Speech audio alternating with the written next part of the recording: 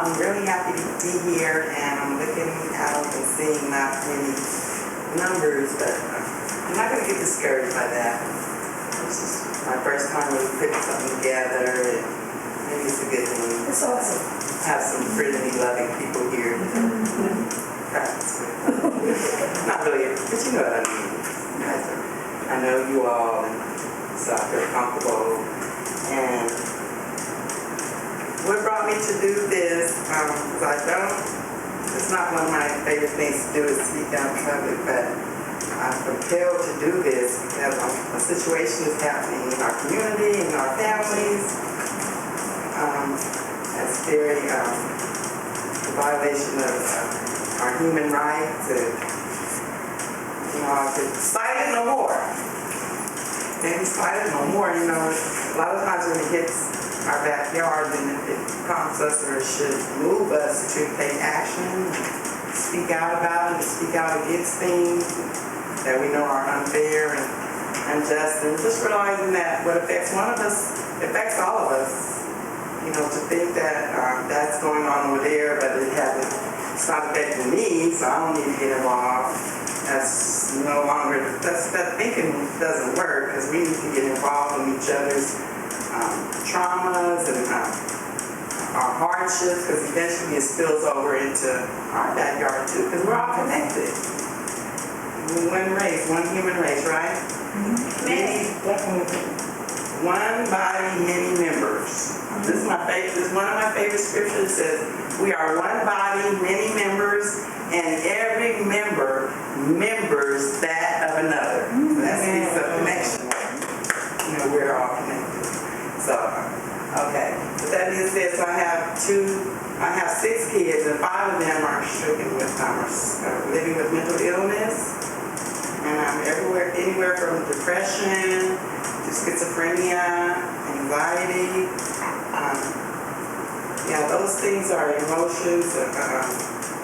And the mental illness is a biological brain disorder that affects the way we think, the way we feel, and the way we respond. Sorry, I'm a little cold. And so that affects every part of us, right? Mm-hmm. So to think that we're not affected in our decisions if we are stricken with mental illness is not true, because it affects the way we think, the decisions we make, how we respond to stimuli or situations that we can't comprehend or compensate for, you know what I mean? To me, it's like over the top, like if something happens and it's over the top and you can't grasp it or digest it, then it kind of spills over in our emotions and our actions. Okay, so that's what prompted me to found my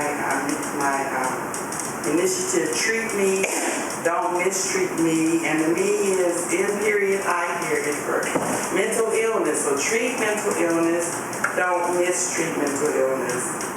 And what I saw is from my mentally ill children in school is where it started, where they were misunderstood and not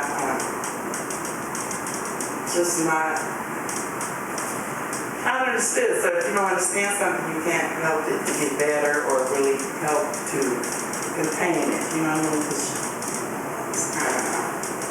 When I would speak about it, even in the schools, they said they've been qualified for special education, and it just told me that they don't understand, my kids. Well, I didn't really understand it was mental illness because I was born, I'm a foster child. And so my people walked off and left me. And so I felt abandoned and rejected most of my life growing up. And so as I got older, I realized, when I realized when I researched what mental illness was when I had my own children, and just things, I just noticed some strange things, because you're around people and you know how things should go or how a person should respond to certain things. My children I saw when they got incarcerated. First at the court level, the mentally ill are misunderstood and misrepresented, because my son, when he was in court, the judge, he didn't consider his mental health history. And you know, if it's in your genes, if it's hereditary, there's a history even before incarceration. And in my mind, that should be considered before you even sentence a person to any kind of sentence. I feel like you should consider their mental health, because that's part of them. You can't separate it. And my friend Anita taught me that you can't punish mental illness out of people. You have to treat them and help them get better and be the best them that they can be. So that's what I was always looking at with my kids. I didn't know it was mental illness, but I just would always think, if I love them, show them love, help them try to kind of advocate for themselves, tell them you got to speak when someone says you did that because you're mad, or you did that because this, you got to speak and say why you did it. Let them know why you did it, or what made you do it. Or my friend Dana always says, ask people, how do you feel?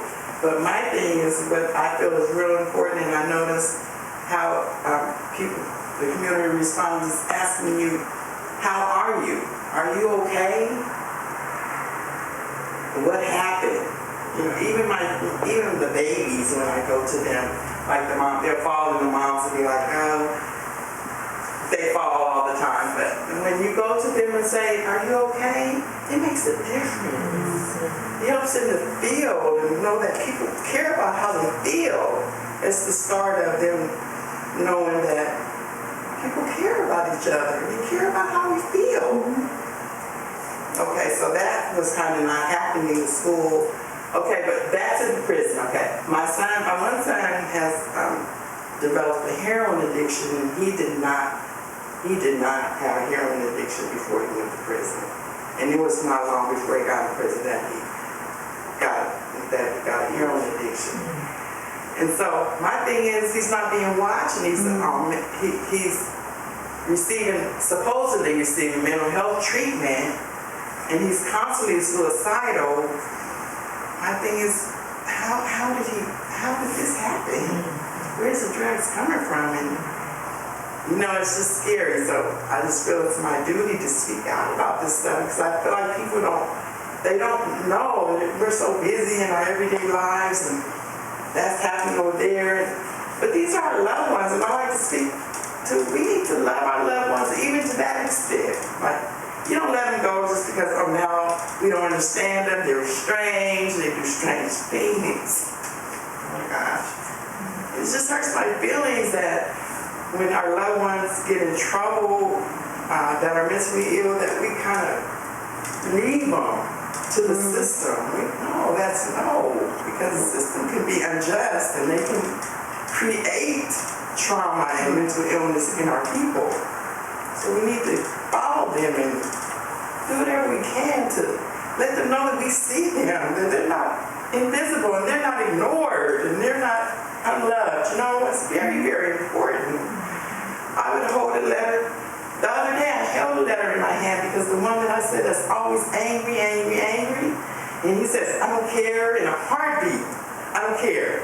And that bothered me, because I know that's not okay. You don't care about too much of anything. But it's not true he would just say that. That was just his thing to say.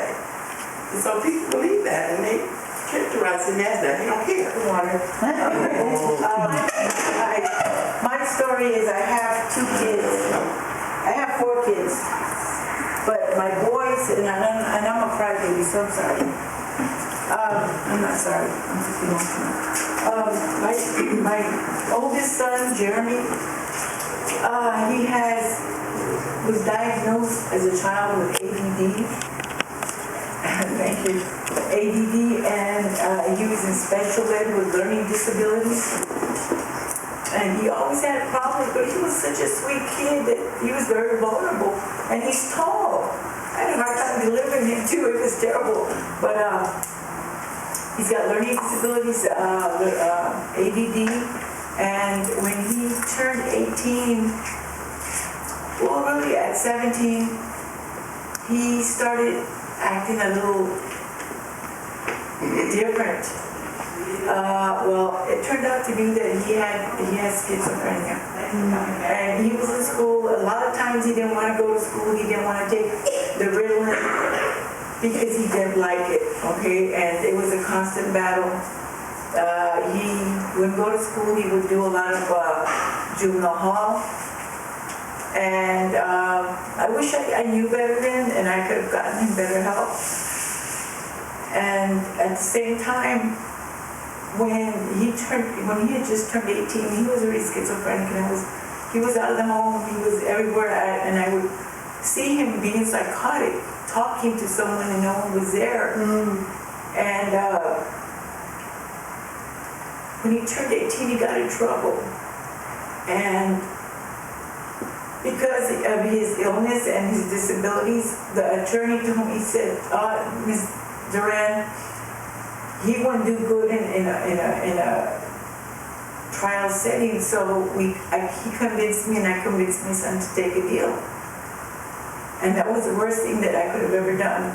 So he took the deal and he promised me that he was going to take his medication, because by that time, just before that happened, I had started him on the medication because I had been battling with him, pleading and bribing and everything else to please, let's go to county mental health and get some help. So when he did, right afterwards he got in trouble. And so he's going to prison, and he said, yes, Mom, I'm going to take the medication. Well, going to prison, the information for his medication and his medication didn't follow, so there were gaps. And I remember him writing me, Mom, I'm not going to take my medication right now because I feel like I have strings pulling my eyeballs out of my eyeballs, his eyes, and that was his terminology, but I just felt so bad. And then afterwards, once he got in there, and I would call the prison to try to update or to see what's going on with my son, they weren't telling me anything. They didn't know whether he had schizophrenia, and it was terrible. And he just kept decompensating and decompensating. And the prison system would never tell me anything. It was like pulling tooth. I had to call to say someone died in order for me to try to get a warning from my son. And what was supposed to be 3 years turned out to be 23, 24 years.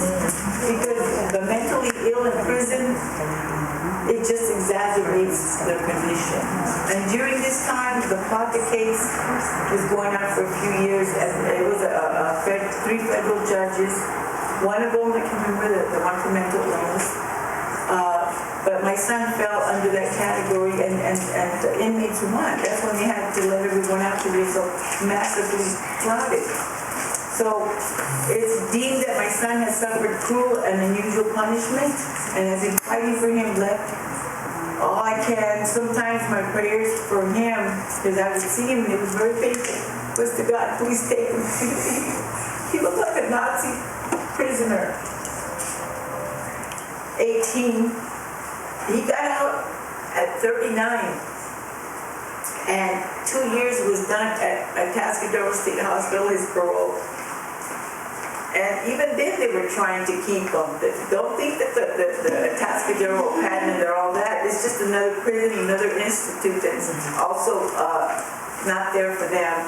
But either way, he came home with a year of parole, and he went into a home. Mind you, he has ADD, special ed, special disabilities, and schizophrenia. So here for the first time after all these years, because he's been in the hole the whole time. Oh. He's been in the hole, buried alive. I used to have the psych techs call me and tell me, please write your son and tell him to come out. And I don't want to get into details of how they did because it's terrible. So either way, I got him home with a year of parole. The responsibility for him to take his medication was on him. He started decompensating because he's not used to taking his medication. He's mentally ill. Most mentally ill people don't want to take their medication. And I kept telling his parole officer, please, could you help me because he is decompensated. I don't think he's taking his medication right. He said, oh yeah, I'll tell the clinician. Nothing ever happened. Finally, he got kicked out of the home where he was at because he's so decompensated that he was in the streets. He got beat up. He's 6'4", and I'm helping him during the way, and he got so decompensated, we're in the car, that I was scared that he was gonna break the windows. So I said, okay, he said he was gonna go see his parole officer. I took him to the trolley station, trying to hurry up and get him out of the car. I didn't want him to hit the windows while we're on the freeway. And then afterwards, the next day, I was looking for him. It turned out to be a week, 2 weeks. I couldn't find him. I kept looking to see if he was in jail. And it dawned on me that the system has had his name wrong for the whole 24 years since he was 18. So I put in the erroneous name, and it came up. He was locked up. He was arrested at the trolley station because he had a knife. He didn't threaten anyone. He was homeless. He had a knife because he was using it to cut the fruit that I was giving him to eat. And then we go he stays in jail for 17 years. For 17 months between downtown and George Bailey. He's totally exacerbated in crisis. And after he goes to mental health court, and I was able to speak, because they wanted to give him a super strike, which is 34 years to life. For what? For being mentally ill and not being able to follow directions, but either way. So after he went to mental health court, the judge said that he's going to either get help here or sent to Patton. Okay? 3 months went by. He's still in jail in George Bailey, and I would go see him in the hole, unmedicated. I called down to George Bailey about the medications. Oh, they said, oh, he's going to prison. I said, no, he's going to Patton. It's just, they just have him there, left to their own devices. They're not taking care of them. They're not doing anything. So now, when they did send him to Patton that same week, he hit someone there. And from Patton, they sent him to West Detention Facility somewhere up there. And then within that same week, he also takes a deal. Remind you, he's decompensated. How could he take a deal? So from there, he's in prison. So now he has a brand new prison number after 24 years of living in a hole, ruling, treated like an animal, buried alive.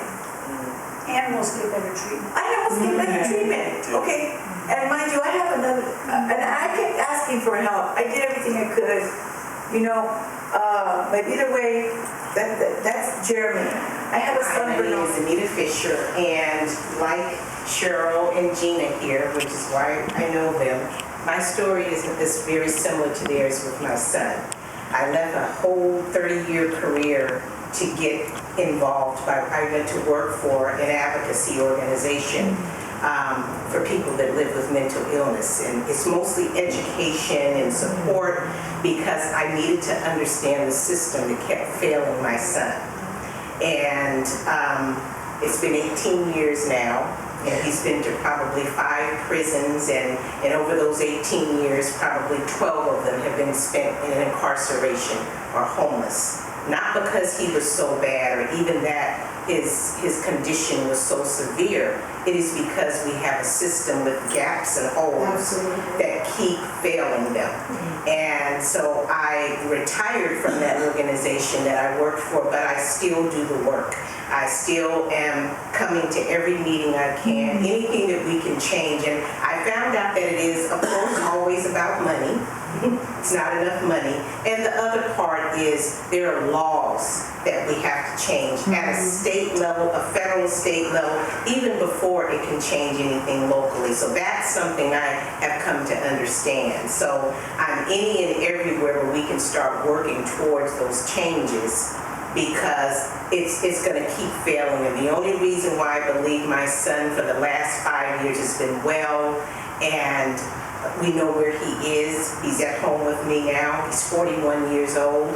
And this is not the life that we had planned out for him, of course, and he had planned for himself. He didn't know that he was going to be stricken with mental illness, with schizophrenia, just like the stories here. But I know that him being in jail and prison worsened his condition. It didn't help it at all. So we have to get that across, that you cannot, as she said, punish. I used to write that at the end of my letters to judges. I'm sorry, I'm starting to talk, but that's what we were doing introductions. So let's finish it. And when there's time for me to talk, I'll do more. So I'm sorry, because I can get going on this. Certainly the criminal justice system, and so in this setting, my passion is I'm a very, very passionate, dedicated advocate, and I want to raise awareness with high-level leaders that will be policy and decision makers, that capital P and capital S, for sustainable systems change. And so having with different hats, mostly started here in City Heights, met Cheryl here in City Heights through San Diego Compassion Private Profession, raise awareness of white privilege and the impact that white privilege has on any system across sector, whether it's education or foster and child welfare or the homeless, any kind of child serving or family serving system should focus on helping people heal. And we should all be held accountable, yes, of course. And our systems should help people through compassionate accountability. And our tax dollars should go towards transformation, keeping families together. So I equally passionate, and I'll shush because I know we all will have opportunities to share, but I'm very grateful to be here with the leaders in this room, with each of you, and to have the courage to have uncomfortable conversations in brave spaces, that we can speak authentic truth, and we can all lean into being part of the solutions together. Thank you. I'm Dr. Suzanne Veerley, and I say that because I'm a clinical psychologist, but also have experience overseeing academic programs, mental health programs at the bachelor's and doctorate level. And I think it's important to learn and understand why the structures are the way that they are, how they're set up. For example, mental health is very white male-centered. It's coming from Austria, literally. So when it comes to poor people, black people, brown people, anyone struggling with real issues, it's not set up for us. And that's why there are holes, big holes and gaps in it. And that's what we can do, work to really go to that and fight to create better systems. And then also, I love to look at funding from an organizational level. I like to look at where money goes and where it doesn't go, and it's very important. Right, so we have a lot of money in our San Diego system. We got Prop 10 money, we got tobacco tax money, we have the Laura P. lawsuit that brings in a lot of money, and people are not held accountable to where all these monies go.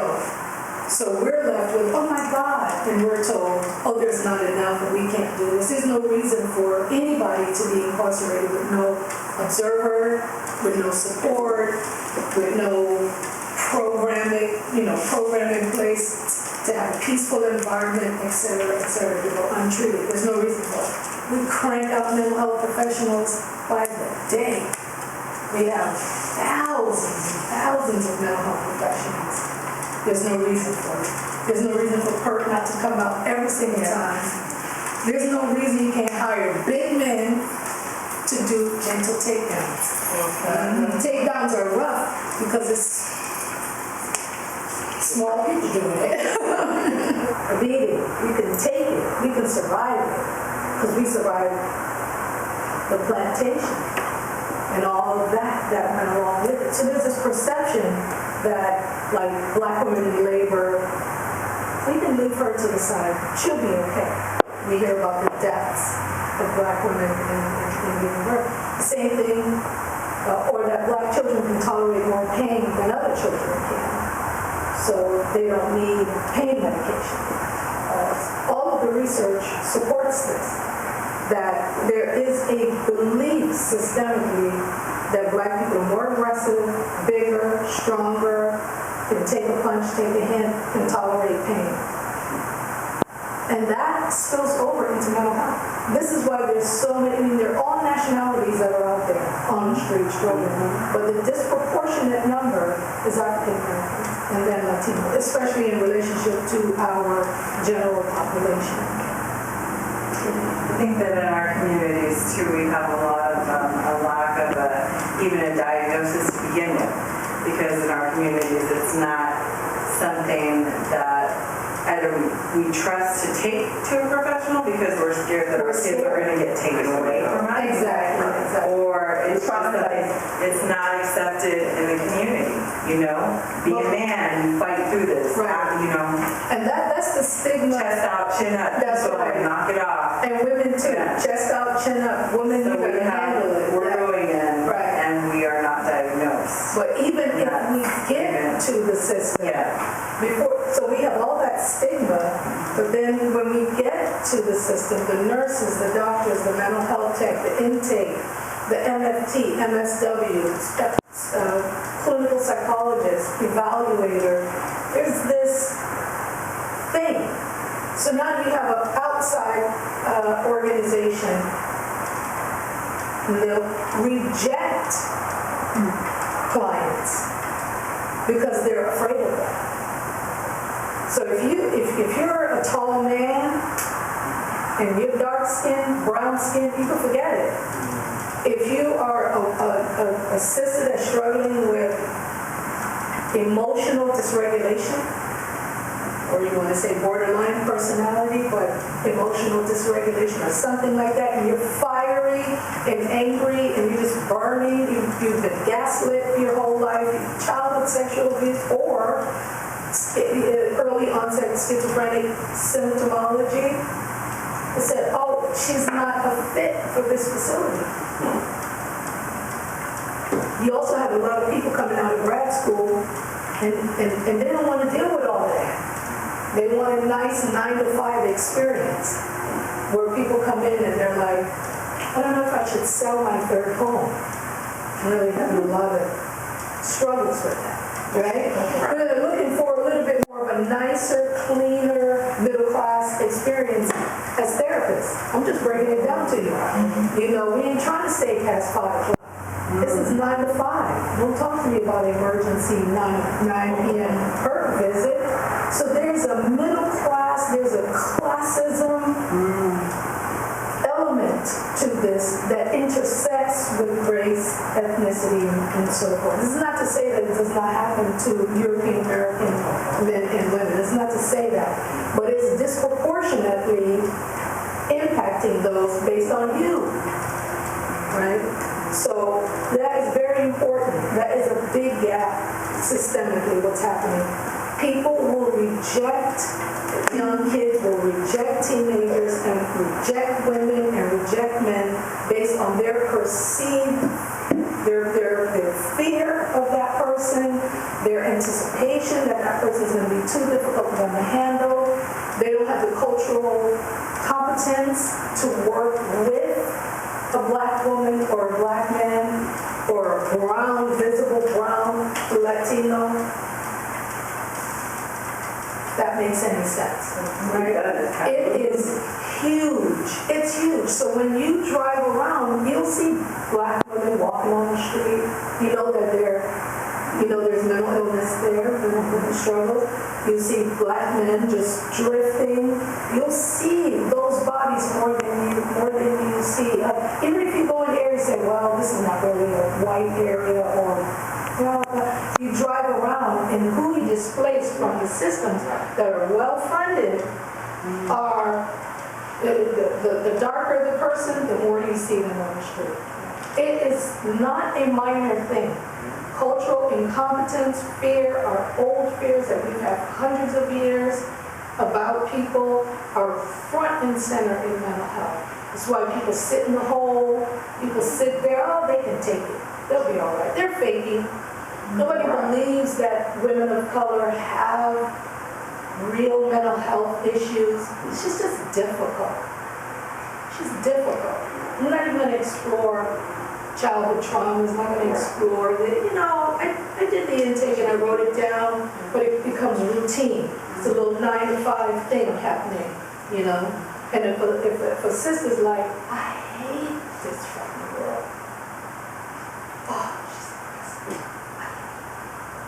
When really it's like years of built up, I used to have my clients would tell me, they would be like, F you, and I'm not coming back here no more. And you could, and I would be like, see you next week at 4? I'm just going to ignore that. Mean as you are to me, I love you. They come back. They come back like nothing happened. They come back like nothing happened. And I had to learn that. You could call me names, call me a bitch, call me all that. You're like, Lord, child. I said, you want to come back? I said, next week. Or something like that. Like you have to understand, you can't be fresh out the boat, out the gate, and now all of a sudden you want your client or your patient to fit what's in the textbook instead of you understanding what you're dealing with. That's not okay. So people get pushed out. I don't want to I know we're going to go this direction, but I just really wanted to just set that in. Now you add that to the stigma where we're like, you know what, they're not going to help us. Girl, you ain't got no time to lay on the couch. Only white women have money to be depressed and lay on the couch, right? That's the stereotype that depression is like, you can afford to be depressed. Like somehow there's something associated with that. That's double trouble. Now you have an immense amount of trouble. By the time, for example, by the time a black man gets to the door, it's a lot. It's all the stigma, it's all the pressure, external, internal, plus the biological responses to what you're experiencing, plus the institutional racism that the person faces when they get to the door. It is multiple layers of it. And adding on to what you're articulating about systems-induced trauma, that's all of our tax dollars, re-traumatizing already traumatized people, whether they're homeless or child welfare or foster or education or social workers or case management. In our county, in HHSA, child welfare, the attrition rate is 2 years. Meaning For staff, you mean? Or for child welfare frontline workers. Yes. Meaning they're going to leave the profession in 2 years.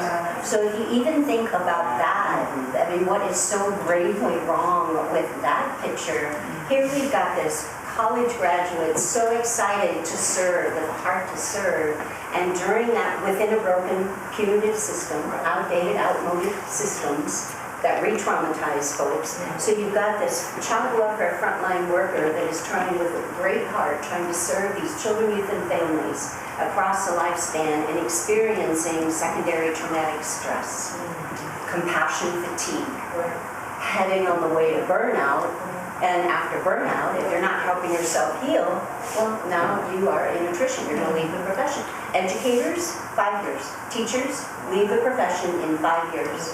And then when you look at the other side of the spectrum of to me, systems-induced trauma, my understanding is the second leading cause of death for ages 10 to 24 is completing suicide. Completing suicide. 10 years old is 5th grade. I posted something on ACE's Connection last week. Veterinarians are killing themselves at a high rate in this country. Physicians are killing themselves. Nurses are killing themselves. Dentists are, and it takes leaders like every one of you in this room that are well-informed advocates and extremely passionate, and you're not going to take no for an answer. You're going to find another way. We have to do this. Now is the time. And I want to share there's a lot of great things happening here. So ultimately, it's a message of hope. I'm co-chair of the San Diego Trauma Informed Guide Team. I'm the ACEs Science statewide facilitator for California. ACEs Science, ACEs is the English Childhood Experiences. It's the largest public health study most people in our nation have not heard of. Happened right here, San Diego. Dr. Ben Stiletti, I was put a minute ago. The original study, only household dysfunction in utero to 18. We all know there's trauma way beyond a household. It's across the lifespan, dementia, it's whatever, it's across the lifespan. And even in that first study of 17,337 folks right here in San Diego County, they were employed, they were college graduates, they had Kaiser Permanente, great insurance, as their insurance provider. And even with that initial study, it proved research that if you, on those original 10 questions, were really relative to household dysfunction, abuse, neglect, sexual abuse, etc., parent in prison, whatever, that if you say yes to those original 10 questions, if you say yes to 4 or more, you are at an increased chance of dying 20 years younger.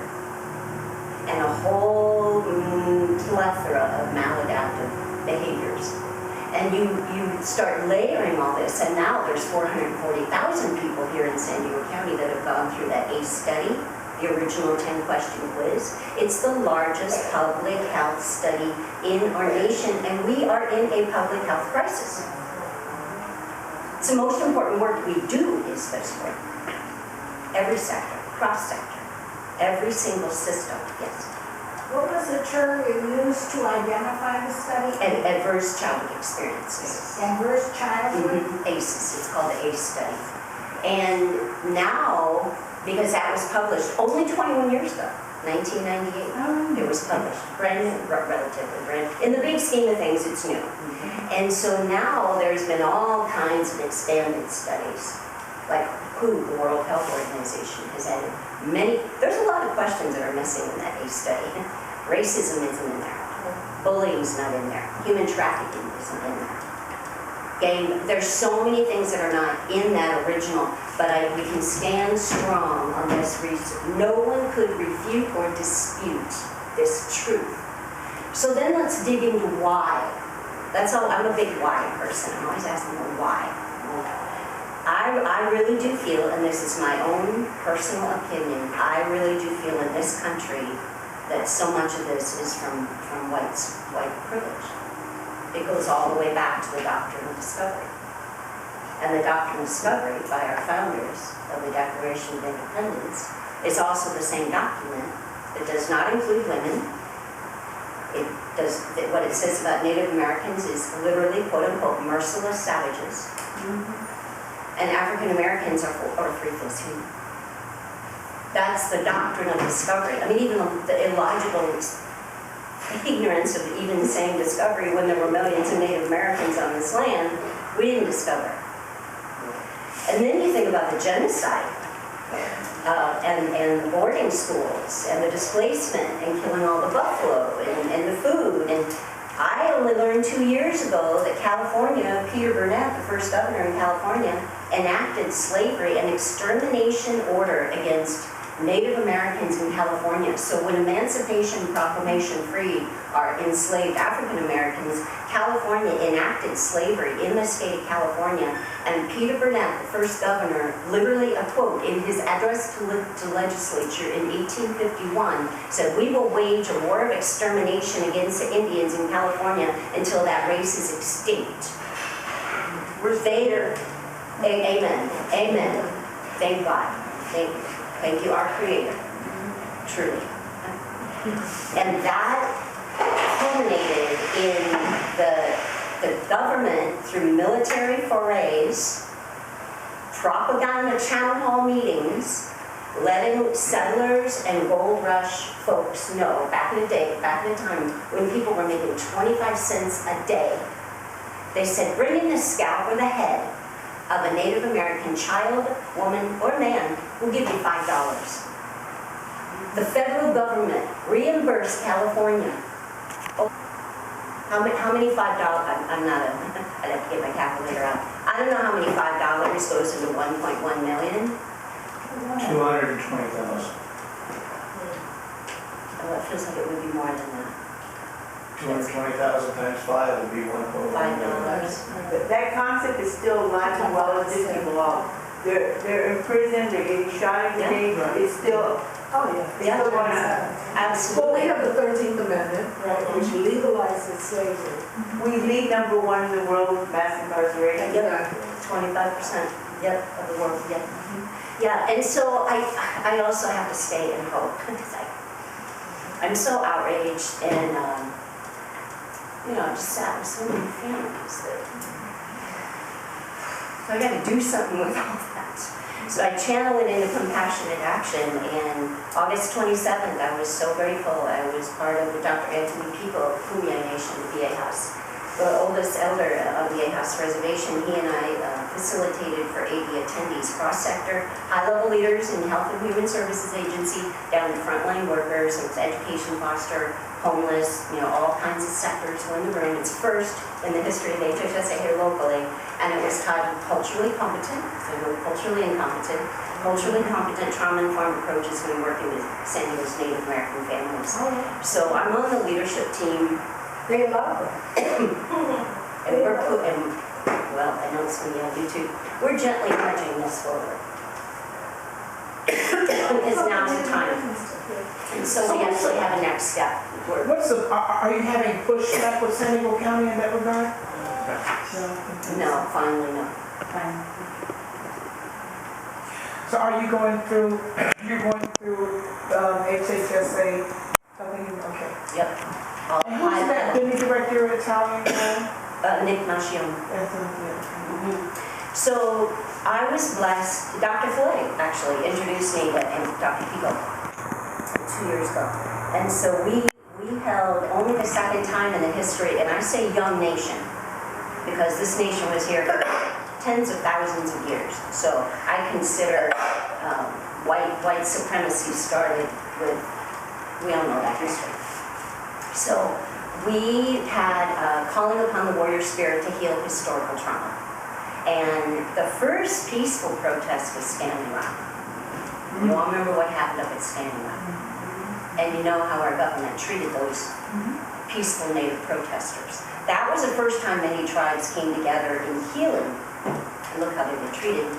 Then in Sacaton, Arizona, that April of 18 was the first time they came together, tribes, in healing. Well, how can we heal? How can indigenous help lead the healing of our nation? And I believe our world. So ours was last October, 3 days at the VA House last October. And we all stayed together in the room. We had so many indigenous-led cultural traditions and food, and about sovereign nations, and talking circles, and sweat lodge, and jingle dance, and bird song, and it was so exceptionally uplifting and hopeful. And at the end, because I'm huge on call to action, I don't want to meet to meet, I want to meet to do. We got things to do, let's make things happen. Let's things have to change sustainably. And so the last day we had a call to action, and anybody that chose to, they answered 3 questions. What's indigenous wisdom mean to you? What do you see as next steps in healing? What kind of indigenous-led practices are you doing now? Would you like to be part of our movement? And that document was handed out on August 27th to all those folks in the room. And so now I have a conference call in a couple weeks with high-level folks at HHSA and Ruben Leyva, who he has it out on Facebook now, so I think he would be very pleased that I would share this. He recently found out he's Kumeyaay man. And he is, just recently, like last Sunday, and I know, it's so cool. And he is the second in command of San Diego County Probation. So when you think that you have that high level of leadership of a Kumeyaay man on his homeland, and that high level of San Diego County Probation, which some of you may have worked. I saw the world through the youth activists of that day. Vietnam War, women's rights, gay rights. They stood up for things. And even though I went to women's school, I had a very wonderful but I had no idea. And so in high school, when I read Bury My Heart at Wounded Knee, something clicked, and I went, what, why? And that started a journey at 17, 18 years old, that for decades I have been a passionate advocate on being a white person that can hopefully be a bridge to help folks have resources and access. I mean, Cheryl, when I met her, you know, we were going around, you were speaking at the San Diego Unified School District, and then that one gun right thing we did, gun control, wherever that was, at other church, and that's I want to stay out of the way, and I feel a profound responsibility to speak truth and create space for healing, and then continue to show up and nurture. So I do that in a lot of different hats, and whatever, to the game commission. And I was going to say, she also sits on the game commission, so I was really happy to hear you talk about the false narrative that was pushed about natives being savages, because that right now is what's happening with gang members, and the false narrative being pushed about them in order to give different sentences and things like that. And we're talking about a lot of kids with undiagnosed mental health issues, whether they're severe or at a lower level. The narrative is being pushed onto them that they're savages. So in the same way that these narratives were used against natives, they're now being used against black and brown children. People are growing up in neighborhoods that are culturally and historically inclusive of gangs. And the fact is, most gang members will never commit a crime in their entire life. So I was really happy to hear you say that right now. And it's ongoing. Do you work for an agency or? Yes. So 4 days a week I'm with Learn for Life. I'm the ACES Science statewide facilitator. ACES Science is 5 parts of science. It's neurobiology, biology, toxic stress, epigenetics, and resilience building. And it needs to be that holistic, because we're whole people. We shouldn't be separate. It's crazy making to me that behavioral health is different than mental health. Yeah. It's crazy. And it's insane. And like Albert Einstein says, keep repeating the same thing wrong. It's insanity. It's insane what we do. I'm outraged. You work for an agency called Learning for Life. Learn for Life. Life. Learn for Life. And that's where you guys administer the ACE test to certain individuals? That's a personalized learning model of a charter system that's up and down California and different states. And we integrate all of this. Everything we've talked about today, we deeply integrate and wrap around with trauma-informed service providers and have super high expectations. And it's high expectations, compassionate accountability, staff wellness, self-care. It's one of the coolest things I've ever done in my life. And then the other thing I do, I'm the organizational liaison with ACES Connection, and I have a handout that I would love to share with folks if that would be okay. And a card? Yeah, I have. So I'm trying to figure out, ACE is new. Like, how does a person take it? You can go online and take it. But I'm saying, like, the average person has never heard, the average individual has never heard of ACE or this test at all. Right. So when yes, you're right. And we need that tipping point. We need 7 billion people in the world to know about this. This to me, and that's why I told Cheryl that I just wanted to have one thing for a takeaway. What I would love when everybody gets it, if you would just take a close look. This is a PET scan, and a PET scan is a snapshot of inactivity. And so this brain, what would it be on your left? This brain is a 3-year-old healthy brain. This brain is an abused orphan in Romania, 3 years old. And have you all heard of fight, flight, or freeze? Okay, that's your amygdala. Perceive or real, your body's going to protect you. If your body doesn't feel safe, you're going to be in your amygdala. You will. Your body, you walk out here and a car comes, you're gonna, oh, should I get out? Your body is born to protect you. So your amygdala at the brainstem is where fight, flight. If you don't feel safe, you are going into fight, flight, or freeze. It's completely in their amygdala. They don't feel safe. You said or freeze, Flight, so it's flight, fight, or freeze. Like I have experienced domestic violence more than once. I experienced the freeze, that's why I said. Yeah, because you're like, I'm not safe. As a child.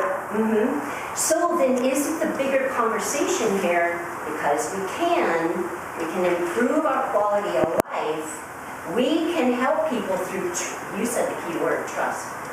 Every system should focus on creating trust. Every single system. We can help folks through the limbic system from the amygdala into the prefrontal cortex. This part of your brain is called your thinking brain.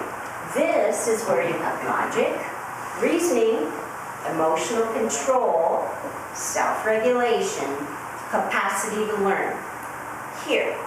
But if you can't get here, because you're here, because you got an eviction notice, ICE, you're worried about ICE showing up. Someone is a recent refugee, they don't feel safe. Someone's being groomed for human trafficking.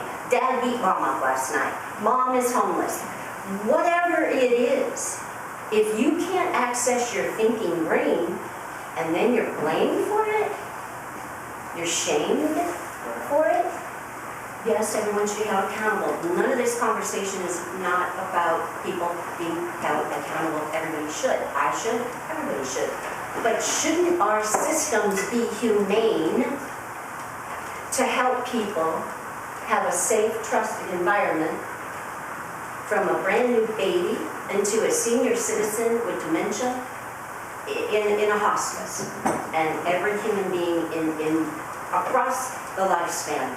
Because these pockets of greatness are happening all over this nation, in every single sector.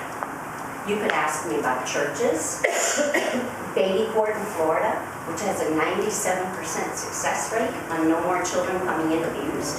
There are so, Denmark, the most humane prison in the whole world is Denmark. No guns. Really? The inmates and the guards, I guess they would call them, they're all in the same place. The inmates have a key to their bedroom with a laptop. And they look nice. Yeah, they're really nice. Yeah, you've seen pictures. They make meals together. And the warden says, they're going to be my neighbors someday. I want to help them rehabilitate. Now, if we have models like that, and I do know, I talked to a psychologist at a prison in Oklahoma that took the warden and a couple went over to visit Denmark. But criminally, when we've got 25, when where we sit with incarceration in this country, and I get so outraged. The fact that we will spend our tax dollars will spend $125,000 a year to house somebody in a prison, but we're only going to spend $8,500 a year to educate a child in our education system. Where's the value? That's got to change. And I'm getting huge angel hugs in here. When you get the tingles, I feel like the angels are wrapping around us because we're speaking truth. So any of you who have loved ones in heaven, they're here. They're here. And you're their voice. And any of your loved ones incarcerated, you're their voice. You're their voice. So people like you, what I see is my opportunity, which I hold very close to my heart and soul. I have to do something every single day to change this world and change these systems. And the higher I can go in leadership to get up there, to get in those top door, those high-level policy and decision makers, I'm just going to get the door open, because if you're going to come in, you guys are going to have to ask, not me. And this is what I have taught as young as 8 years old at Cherokee Point Elementary. More like the man. Dana, it's just so funny how God works. I learned about this for the first time Thursday. Wow. It's all my life, never heard of this. I was in a training for a week in Moreno Everything Valley. that we have that's in place comes from Anglo-Saxon systems from 1400s. Everything. Child welfare, our prison systems, the way we punish our foster care, everything. We refuse to break out of that mold. So we have researchers over here, and then we have child welfare over here, then we have land developers over here.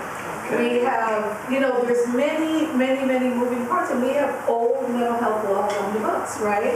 You have to be a danger to self, a danger to other. I mean, somebody could be suicidal and looking at you going, yeah, no, I'm good. No, I don't have a plan. Right. Whatever. And you know they have a plan, but they know the words is what determines the action or inaction from the clinician.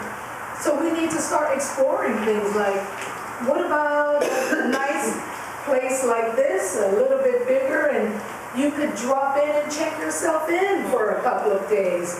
What if you had, older people that's like lived their lives and you're like, baby, you're not going anywhere. Instead of saying, I'm sorry, but we can't release you right now. Sounding all clinical and dry. Baby, just sit down and have some dinner. Just stay for a little bit. Okay, then you can do the paperwork in a different way. Does that make any, no, I know you added. No, I'm ready to hear that. No, go ahead. And actually, Susan, I was wondering, because yeah, really, I want to learn how, when we say trauma-informed care, anyone in the panel, what does that look like? How do we do it? Trauma-informed care is the new buzzword. Right. And next year, it'll be back to CBT. And the year after that, it'll go back to dialectical behavioral therapy. And then after that, it'll come back around. It's a treatment modality. It's not a cure-all. In and of itself needs to be integrated in the system. So somebody comes, they're not on the street, but they're not incarcerated, right? Because that's the foci of what we're talking about. Why are we incarcerating? Why are we punishing and not healing? Once they do get out and they know that they're disabled, why aren't they accommodated? Why do they let them be out there on themselves and say, okay, well, I'm going to take my medication out? They can't. Well, I'll tell you, the reason why it's like, the laws are like that, right? You're like, oh my God, can we do something? It's crazy. It's very difficult, but the people were abused historically. So I could be your neighbor, and I could get together right here and say, look, let's take her land. We're just gonna take her land. So let's just tell the judge that she's crazy and put her away for forever. And then take her land. That's what people used to do. So the laws are on the books like that to protect from unlawful and indefinite detainment. You can't do that. You can do a 5150 for 3 days, and they can do a 5250 for 14 days. And you have to be very careful. Plus Reagan got rid of all the facilities, and we have some little crisis houses here and there. So we have to be careful, but we can create something a little bit more compassionate. We can create a community type of a vibe where you remove the stigma and all of that. Boy, I hate people fresh out of college coming into this profession. They're too young.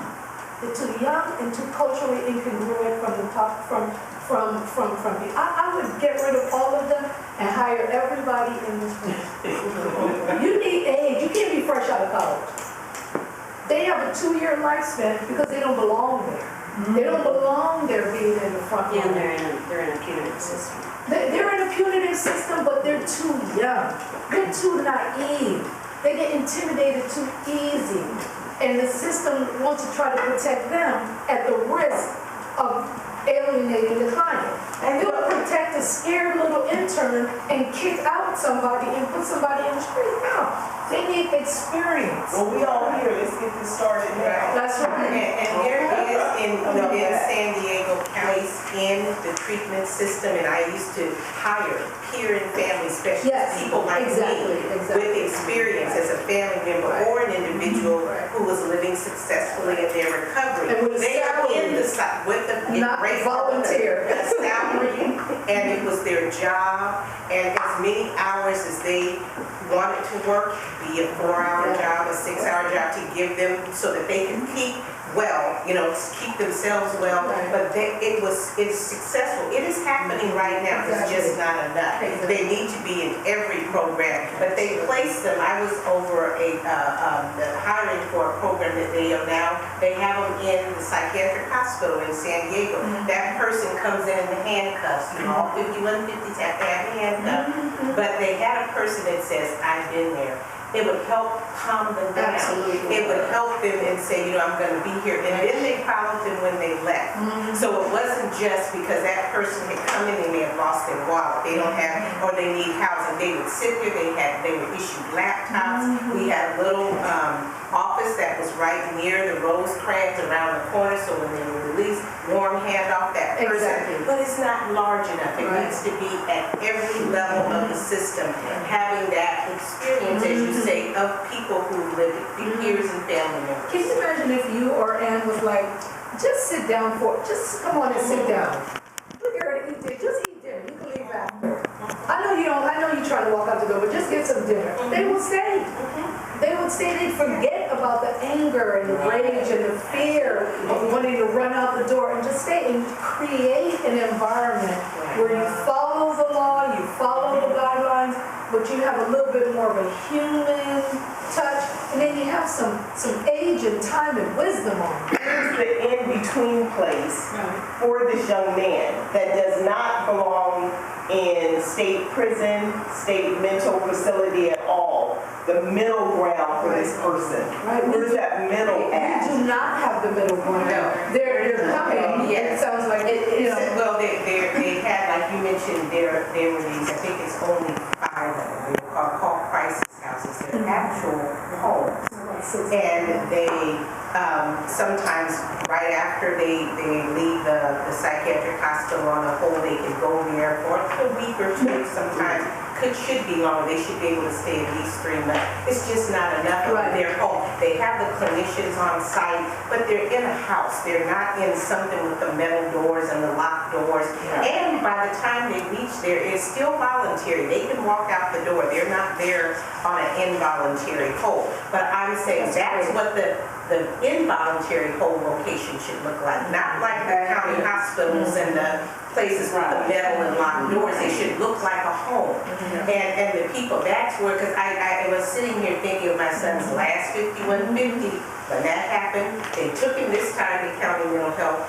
And when he left, he went to one of the crisis houses. And I remember when he called, because by now he'd been on his medication for about 2 days, so he was starting to come back. He said, I had a very warm welcome. And I was like, now see, that's the place he should have went to. Yes. And I should have been able to take him there, the 2 or 3 weeks that I had to wait until he reached the point of 50. So some exist. Oh, I'm sorry. If you want to say it technically, I say I always say I've been doing everything. 72 out of a whole. And it does up to is the key word. It's not even 72. Sometimes they'll let them out in an hour. It's a law. It's the law. If you are a danger to self, danger to others, or gravely disabled, which has a wide spectrum of definitions, then you could be detained. Somebody else can have the legal right to detain you for 3 days. It's not based on a crime, it's based on your state of mind at that time. And this is the thing that a lot of people don't know. I served on the PERT board and the PERT advisory board as a family member. And one of the things that, the first thing I learned when I got there, I used to think that clinician that comes along with the officer, and it has to be an officer first. It's never will be just a clinician. That if the law states it's the officer that writes the 5150, not the clinician. So that's what a lot of people, they said, oh no, just send the clinician and not the officer. It won't ever happen because the clinician on those calls cannot. That's when I was sitting here saying the laws that need to be changed. So we need to change that where it can be an ambulance service. I've been saying that even when I speak at the PERT academies, I always tell the officers, I know this is not what you signed up for, is it? I say I would love to put you all out of the mental health business, because that's not who should be there. It should be a team of compassionate people, that peer, that experienced clinician, and that peer family member, and an ambulance, and I thought about that the week before I had to call in, because I live in East County, it's the sheriff's, and it's one per car, so it's 4 cars in front of my house. You think he did murder someone or something, but the week before, when the man across the street had heart issues, you saw a fire truck, you saw a red ambulance. But when my son has a mental health, crisis call, it's 4 police cars, Yes. And so that's what I'm saying, the things that I want to see change. Those are those pieces of the law. And it's because it's the law. And as you were saying about the, there's a very strong consumer movement. Sometimes our changing the system is because those people who have been so mistreated in mental health years ago, the 1814 or whatever it was, they developed this system where they were locked away, and they fight tooth and nail for it not to be any involuntary treatment at all. They don't want to see anyone, and that's the issue. We fought to get what they call Laura's Law in this county, and that was our biggest barrier were the consumers, other people that live with mental illness. Says we don't want an involuntary law because they felt that it was all these checks and balances were there to protect them from someone saying, I want Aunt Sally's money, let's put her in the middle institution. That all those checks and you can go to the website and see that. But we have to have a voice to say, so 3 mothers, we spoke this month actually, the first Thursday of this month, about the incarceration and say, so when you're building these programs, because the medical director, not the medical, but the behavioral health director, he's new, his name is Dr. Luke Bergman, he's there at those meetings. The advisory board is a representative from each district, and it's supposed to be a family member or a person that lives with mental health challenges, usually, represents the districts, and then the behavioral health director. That's where we need to go.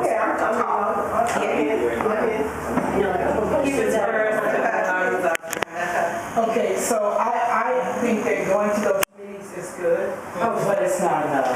That money comes from the NIH, it comes from SAMHSA, and it's funded to large organizations, county organizations like the County of San Diego, Health and Human Services Agency. They have grant writers that write for this money. When they write for this money, they talk about the outcomes that they have had with their crisis houses, with their assertive community treatment centers, ACT programs that I used to work for. And they talk about them in conjunction with the outcomes that they have with the clubhouses, and they put all the information, and they said, look how wonderful we are, what we've done, and this will get. The only way that you're going to change that is have a grassroots group of people that know how to get the research, write the grants, and be able to take some of that money from the county, and so we're going to open up our own. Now, who has done something that Crestwood has contracted with the county?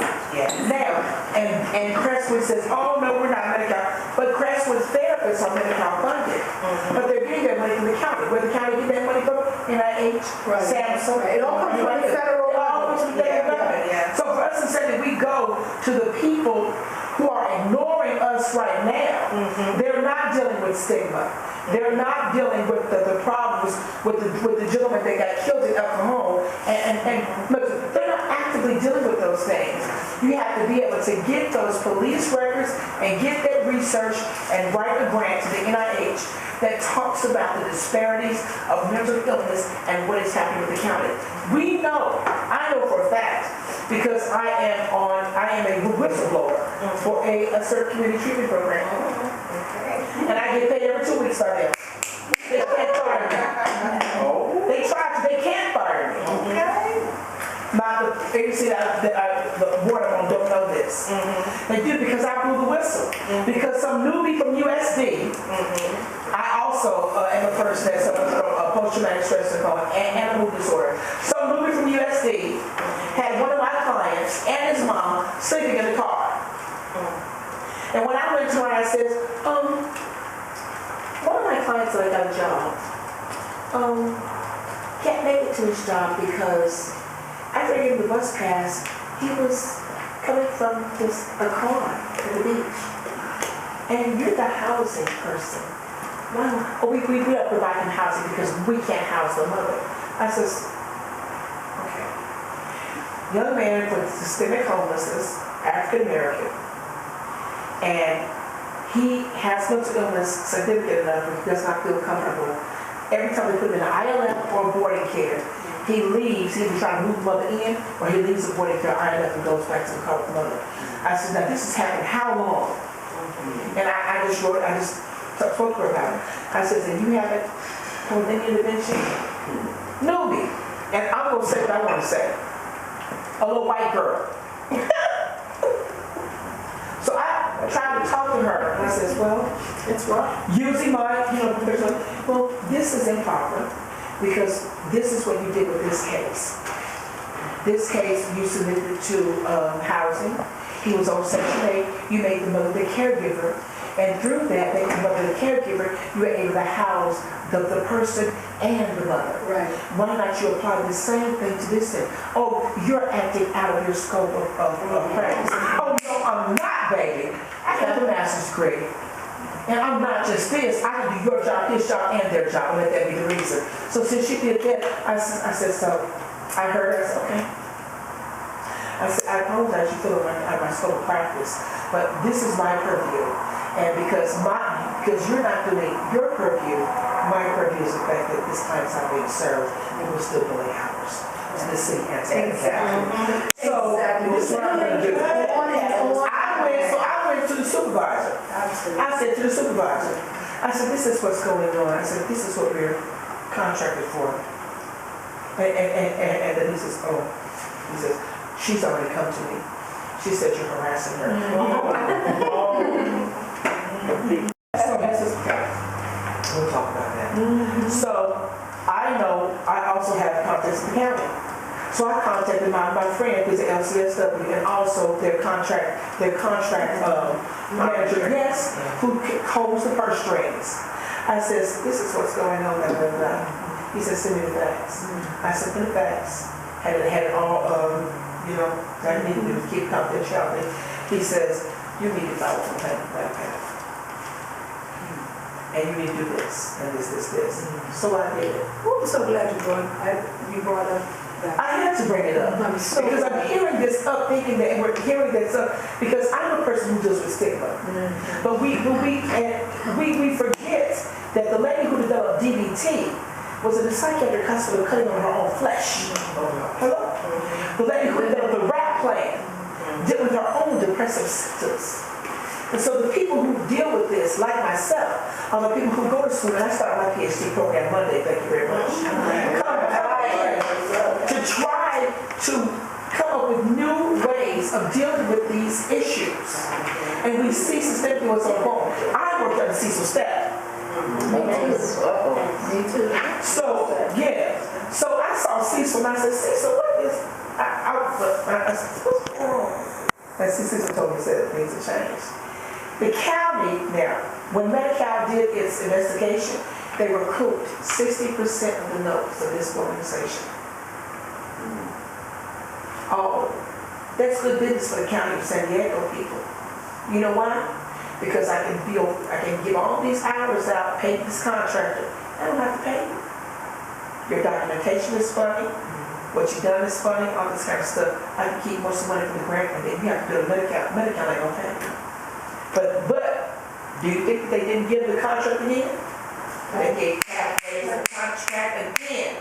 Pathways got the contract. That's a catalyst. That's the catalyst. I knew I smelled them. Catalyst. That's catalyst. But you know, San Diego's a very good old boy, good old girl. It is. So all the organizations, they don't get audited, they don't take a hit, nobody says, let's try somebody else. Let's hand over $1 million to somebody else. Exactly. Everybody it's just a gravy, and everybody gets the same thing. So advocates, regardless of who we need to come together and call that out. I did with myself, I won't say who, but at the county level, very high up, called out, hey man, everybody is billing. Everybody's loving this building.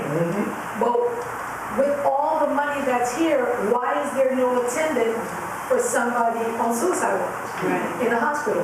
With all the money that's there, how come there's not 2, 3, and 4 people looking at a handful of people, you know, in the hole? Why are you in the hole? There's all kinds of a million and gazillion therapeutic people. Because it can contract to people like catalysts who do factors several people, and make them service coordinators, and make them think they're doing something for $14, $15, $16 an hour, then you can be able to do it. And masters can't even do that, much less a bachelor. A master's degree person fresh out of school, they can't hang. I'm sorry, but they cannot hang. So now you're gonna bring it to a bachelor degree level? It's a disaster. But it sounds illegal, it's something that just smells illegal about all that. It's a numbers game. They have an LCSW, and they have people who are paid to just watch the numbers that are given and the clinical documentation is going to the county. The way I was able to have my attorney establish me as I have an attorney, official whistleblower, where they just had to march me out of the door one day and say, we have to get you out of here because you've seen too much, you know too much, and we just can't do it. That's okay. And that's what my therapist said, you've seen too much, you know so much, yours must be all good, you need your own thing. I said, okay, well, I said here and there. But it's a numbers game. What they submit to the county is what the county accepts. That's right. Nick Marchioni, some of them ignorance is bliss. Also, it's good business. That you spoke? Where was this place? The California Department of Corrections in Sacramento, they have a annual meeting of all the mental health chiefs from the prisons. And they invited, because then I was on I tell you I get on everything. So I was on a criminal justice work group across the state. And I was asked to come and speak there. Because a lot of them are stressed and commit suicide. Oh, yes, they have a very tough job. Are African-American mentally ill women treated any better than the men? No. It's even worse. It's even worse. It's even worse. What do you think is worse? Well, I'm just going to be honest. There are cultural clashes between a lot of the providers and black women. Our society says so many things about black women. Like, people will think, with no proof, just the visual of the black woman walking in, that she's a prostitute. And that she has a million diseases, and that she's a drug addict. Boom! Out the gate. Nobody's going to say it out loud. It's too impolite. How are you going to just offer that? But that's what happens. And then, when we come into treatment, a black man might just be upset or not talk or whatever. But a system might have some volume on it. And nobody knows how to, everybody thinks we're all housewives of Atlanta hollering at each other. You know, the stereotypes are there. No, the worst stereotypes are there. And nobody thinks about black women's trauma. We also have a thing in our culture where we think, we're all adults, that black women are unrapeable because we had so much rape during slavery that there's no loss of virtue. There's not no real loss of virtue. They can handle it. It's not that bad. So there's not a recognition of the level of trauma that could be there. The intensity. Because you're not going to come by yourself. You might have children in foster care. And you might have a child over here and a child over there. So there's a multitude. There's housing issues and money issues. So it's very intense. I'm not saying one is worse than the other, but women deal with things that men do not. And the system, remember I said earlier that the system is set up from a wealthy male perspective. Rugged individualism. We've heard this, right? Rugged individualism. So the services are set up for you to do what you're supposed to do, which is very male-centered.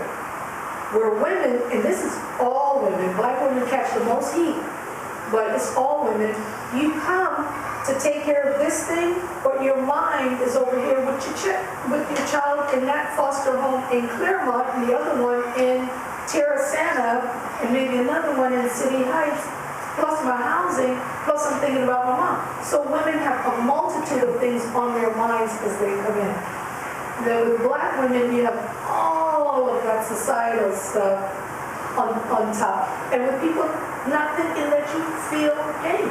Yeah, because even with black women, it's unheard of to have postpartum depression. Totally, it ain't happening, it's not true. That's right. Not you, it's not gonna happen. Sorry. It's like, no, you're a black lady, you can't have that. Right, you can't have, you don't have feelings. Yeah. And as I say that, there is research to support it. Solid rock. How many have heard of the research? That black people don't feel pain. Right? We've heard it, right? I just want to see that. I mean, the research is clear. It's not ambiguous. It's not. You guys express the work that you do, along with introducing, did you have more time to express the work that you're doing? One of the things too I always say the certifications and training that I received under that national organization, and I'll say it because I promote it, I believe in the work of NAMA, National Alliance on Mental Illness, nationwide, even in San Diego, one of the largest affiliates in the country. It's about 1,100 affiliates in the country and probably 50 plus across the state. So the work that I did, because if I had not learned and been educated about mental illness, I couldn't have stood in the gap for my son all of these years. It let me know that it was a medical condition and not a character flaw all of a sudden. You know, it happened at the age of 21. So I continue to teach that family-to-family class. It's a 12-week course, and so I always promote that. I do support groups. I met both Gina and Cheryl at a support group I started for people who had a loved one in jail or prison who live with mental illness that I used to have in Spring Valley. And I still do support groups. So I'm always there. I say my work, my passion work is supporting families. At the same time, I'm trying to keep my son, out of jail and prison. I saw what it did to him. And I had to change how I received his reality. The person did change. And even in our education program, it says you almost have to learn to love a stranger again. So when his symptoms are there, I had to learn how do my husband and I manage those symptoms that wouldn't send him to say, you guys are my enemy, so I'm going to the streets. And that always led to arrest. Do I believe that as a black man, he was arrested more times when they picked him up?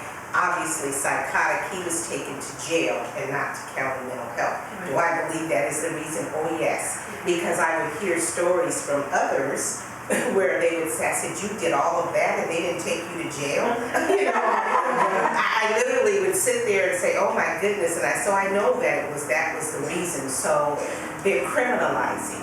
They are criminalizing mental illness, and they will say that there is treatment in the jails and prisons, but that treatment is still voluntary, the same way it is on the outside. So the fact that when something horrific might happen and it's your loved one involved, and I've talked to many parents where this is their reality, unfortunately, they're blamed. They have to hide from the media because the people want to point the finger at the family and say, why didn't you do something with your loved one? Right. We can't. I cannot to this day take my son and force him into treatment. Right. Because the laws, and that's why I said in the beginning, it's about the laws that are on the books about they have rights, even in their mental illness, to not take treatment, even when it is so severe that I literally had to wait until I could say, okay, is he a danger to self or others? So I could make that call, 911, to get a PERT team there to get him into treatment, and then they might not take him still. So That's the part that we have to change. If we want to stop that pipeline of people with mental illness into the criminal justice system, we have to give some of those rights to the families, the people that love them and support them, to place them in involuntary treatment. I don't want to see my son locked up in an insane asylum. He doesn't need that. That's not the kind of treatment he needs, but he does need a responsible, client-centered, supportive environment that doesn't look like a jail or a prison, where he can get well, maybe involuntarily for short periods of time. And then he pops right back, and then he's back to being able to be a contributing member of society. Because I've seen it happen after jail. I said, once he gets in jail and he's very much, he will take the medication, and then I see the person return, and then, you know, I said, well, how come we couldn't do that outside of the jail? How come we couldn't, you know, give him that treatment outside of the jail and the prison? So that's the big issue, that's that big gap I want to close. You're bad. You're just a bad girl. Nobody thinking of the feelings. That is a multi-million-dollar business. Yes, it is. So when you have, what do we have, $400 million is allocated towards Black children in foster care, because it's a $2.2 billion budget. And if you do the math, the percentage of children that are Black, and then you allocate that percentage of money, $400 million, where's it going? Because in the early, they said mental illness is not a defense. That's one thing. That's another law we have to change. But I want to say something hopeful, helpful. It's been about around 2 years, they now have something called the Defense Transition Unit. It's in the public defender's office, and they have clinicians that are part of that unit. They have, a behavioral health court calendar. Is it perfect? No, but I can tell you, I've seen this man talk many times, Neil Bessie, and he doesn't take every case. That's why I said it's not perfect, but it wasn't there before. It was worse. What is it called again? Defense Transition Unit, DTU. And they say the cases have to be referred. They can't go snatch a case from a public defender that's been assigned, but you can ask the public defender to say, can this be handled in the defense transition units? You know, because at least they do try to find diversion. But then again, there's no diversion programs out there to go to. So they have a new, diversion law, but there's no place to divert them to instead of jail and prison. You see what I'm saying? They built I forgot that acronym about they built something without the car or whatever. So so there is a set of lawyers now that handle it as a mental health. But then the law says that mental health is not a reason for the thing. I know it doesn't make sense. One person incompetent, and I'm still sitting there, and I'm listening, and the judge is talking to the attorney or the other person, and he says, well, how long can you find him a bed? He'll have to be there 3-6 months. Whenever Patton has a bed, it's overcrowded. And my son said he was in jail 17 months, and before that he was decompensating. Then they finally, okay, mental health court, he's incompetent, we're gonna send him medicated here or Patton. He waited 3 months plus. He goes over there, Patton arrests him because he's totally wacko. I mean, and plus the system has already institutionalized him where he feels safer in the hole. You know, that's cool. That's cool. I'm sorry to break it. These public pretenders are working with the same pot that the San prosecutors are. They are not going to do it for your children. They're not going to do it. That's why they don't have these programs in the DA's office. You see these rich people doing these crazy things. They're getting off like this. Do you know why? Because they hire private attorneys who know how to work the system, who know how to use the laws, know how to go in and talk to the judge. That's the only thing that's going to make it system. The poor do not have the access to legal protections that the rich does. But if you write a grant, if you write the right grant with the right coursework and the right statistics, you can compel the NIH to take some of the money from the county of San Diego and start an advocacy group that is for consumers that are more often impacted by criminal activities or more often impacted by prosecution that need extra help. What's going to happen if this young man is increased, he's going to be put into an assertive community treatment program for adults, or he's probably going to go into the diversion program, and then he's going to be rooted into those programs. Let me tell you, those ACTs that count for adults are not all that cracked up to be. Because you have to have a watchdog organization watching them to make sure they're doing what they're supposed to be doing. Which is one of the reasons why NAMI took the thing they took in BCS. Oh, I know about that, honey. They need to be, a lot of community meetings and people and organizations that wanted to get some of that grant money that you're talking about. And here's the secret, is that you have to have like 6 months reserves to match the amount of the grant. That's always the issue. So it's almost like you have to have millions of dollars sitting in an account for you to even be awarded. It depends on who you're writing to. Huh? It depends on who you're writing to. It depends on who you're writing to. Well, this is why the same organizations get the money. Right. This is why the same Right. organizations, that's why I say it's a good old boy network, good old boy network. Everybody gives the same money, whether their work is mediocre, poor, raggedy, great, good, same people get the money. So, I wanted to offer something. You had asked about trauma-informed care, and like you mentioned, trauma-informed care is what an organization or system chooses to do. That may be out of our purview. However, being trauma-informed, that's all of us. All of us can do that. That we can do. And so if on the top here of ACES Connection, it's free. It's an online solutions journalism platform that's global. There's over 36,000 members. There's almost 300 communities. There's an ACES in Youth Justice, an ACES in Criminal Justice, ACES in Faith-Based, Practicing Resilience for Self-Care and Beyond, ACES in the faith-based community. There's all these sectors that are represented around our nation and world, and they're all populating and highlighting how they're having conversations, like how are they integrating it into their program practices, policies, and procedures? How are they sustainably transforming the culture and climate of whatever their system or their organization is? All of us can be trauma-informed. We can respond with compassion.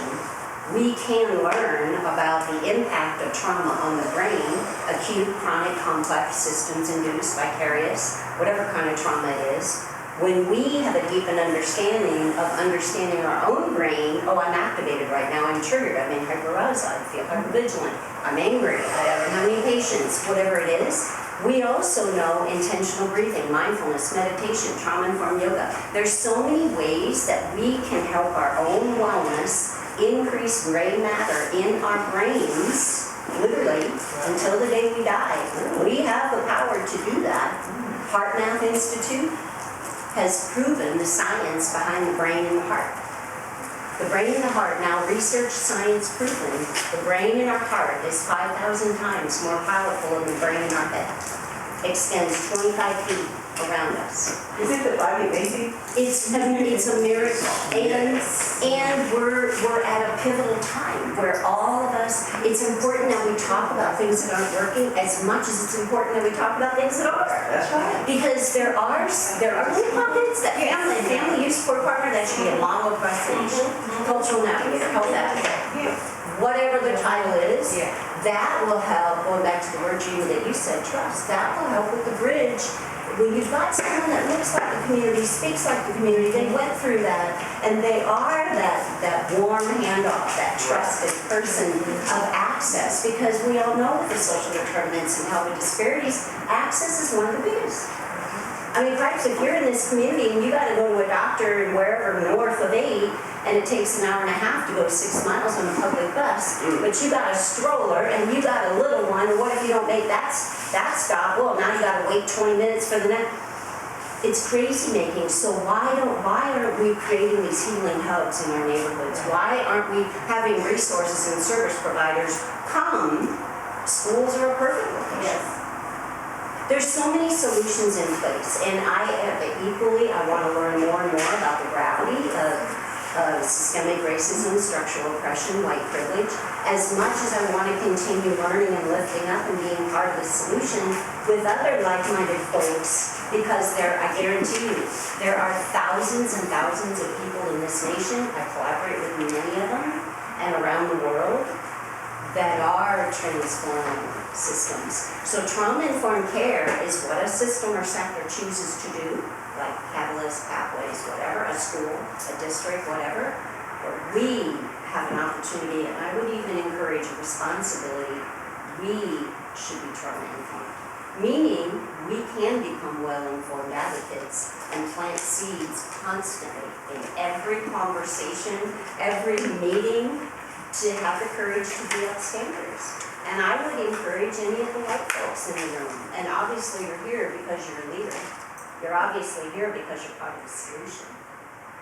We need to stand up a lot more and be part of the brave spaces. And they may be uncomfortable conversations, but hey, I mean, living with systemic racism. So I have a question.